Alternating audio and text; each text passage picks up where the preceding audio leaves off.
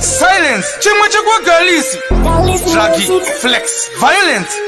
atina kutyisa manu kunge shumba dzepamachisi Devineba yangu ndenge ndakatemba kuti wangu ndakazviona kuti zvitori nani nditamendeka zvangu ndakamuona achirova imbwa yangu nebhemba rangu renge ndakabirwa last year muna December wangu saka rashaya kuti chii chakatemba uyu wangu ita uchiregedza kurova mangemba wangu akarumwa nenda kubva afunga kuti pamwe arumwa nembwa yangu wangu wakadya iri hono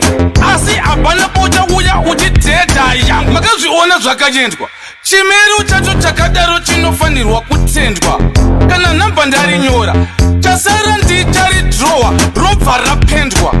nekuda kwemabhambi emahwambi emurambi tovaridha nemadhanzi nemastanzi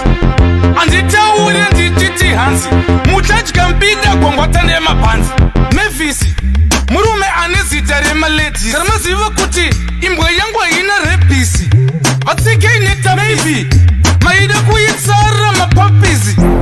yakatora metari kwete mkombe yenyu yedhaka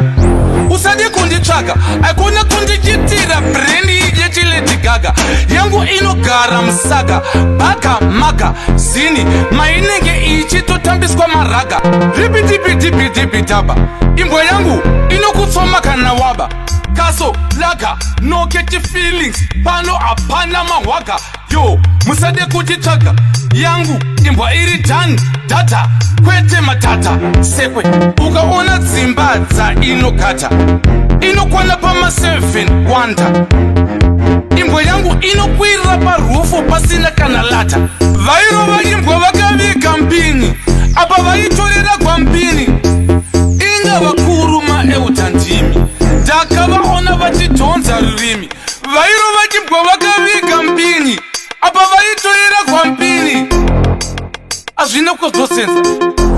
ikaita meta wamunodedza ndii musanditsomere ngido yangu inini nekuti yakabuda nehwine pasocial scene 717 sabhumarini chibva wanzwa inini ende haifiridzi wovhunza tete